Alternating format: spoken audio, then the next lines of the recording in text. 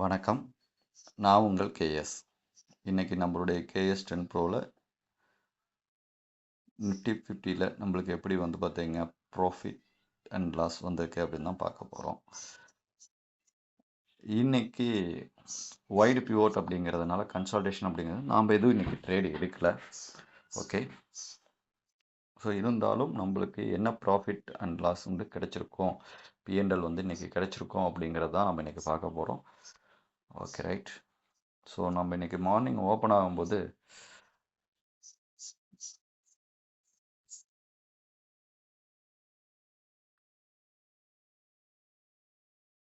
Okay இன்னைக்கு morning open ஆகும்போதே நம்மளுக்கு ஒரு செல் சிக்னலோட ஓப்பன் ஆச்சு. மார்னிங் ஓப்பன் ஆகும்போது ஒரு செல் சிக்னலோட ஓப்பன் ஆனது. ஸோ நம்மளுடைய ஆப்பனண்ட் ஸ்கிரிப்டான புட்டுக்கு பார்த்தீங்கன்னா போயிருந்தோம். புட்டில் நம்மளுக்கு எந்த ஒரு என்ட்ரியும் கொடுக்கல. புட்டில் நம்மளுக்கு எந்த ஒரு என்ட்ரியும் கொடுக்கல.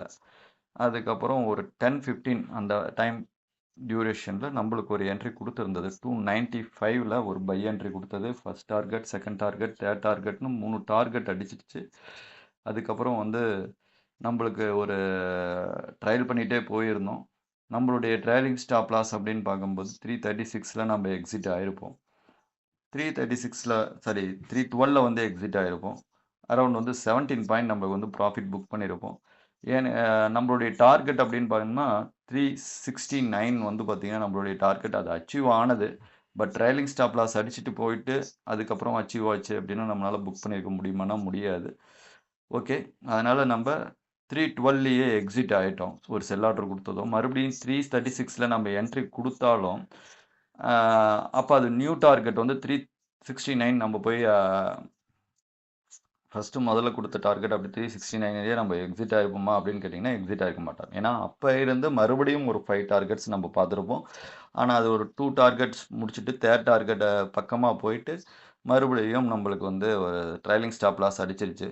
எவ்வளோ அப்படின்னு கேட்டிங்க அப்படின்னா 338ல் நம்ம எக்ஸிட் ஆகிருப்போம்.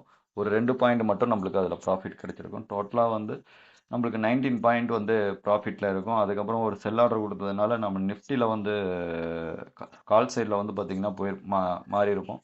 164ல் நம்ம என்ட்ரி. அது நம்மளுடைய என்ட்ரி 164ல் போயிட்டு டார்கெட் 1, டார்கெட் 2, டார்கெட் 3 அப்படின்னு சொல்லிட்டு 200 வரைக்கும் போனது. 200 வரைக்கும் போயிட்டு மறுபடியும் நம்மளுடைய ட்ரையலிங் ஸ்டாப் லாஸ் 161 அடிச்சிருக்கு. நம்மளுக்கு இதில் ஒரு 3 பாயிண்ட் மைனஸில் இருக்குது. அரௌண்ட் 19 பாயிண்ட் நம்ம profit 119 point, 3 point stop loss. அது இல்லாமல் நம்மளுக்கு இன்றைக்கி ஓவராலாக ஒரு 4 ஆர்டர்ஸ் 4 சிக்னல்ஸ் கொடுத்துருக்கு. அப்போ 4 ஆர்டருக்கு 4 பாயிண்ட்டு மைனஸ் பண்ணணும். டோட்டலாக நம்ம 7 பாயிண்ட் மைனஸ் போயிட்டோம். வெறும் 12 பாயிண்ட்ஸ் தான். இன்றைக்கி பொறுத்த வரைக்கும் நம்மளுடைய கேஎஸ் 10 ப்ரோவில் 12 பாயிண்ட் ப்ராஃபிட் கொடுத்துருந்தாலும் பெரிய லாஸும் இல்லை, பெரிய ப்ராஃபிட்டும் இல்லை. கன்சல்டேஷன் மார்க்கெட்டில் நம்மளுக்கு இந்த மாதிரி தான் இருக்கும். ஓகே, அப்படின்னு தெரிஞ்சு தான் நம்ம இன்றைக்கி ஆர்டர் அவாய்ட் பண்ணிட்டோம். பட் இருந்தாலும் நம்மளுடைய ஸ்ட்ராட்டஜி இன்றைக்கி பொறுத்த வரைக்கும் ப்ளஸில் இருக்குது, ப்ராஃபிட்டில் இருக்குது.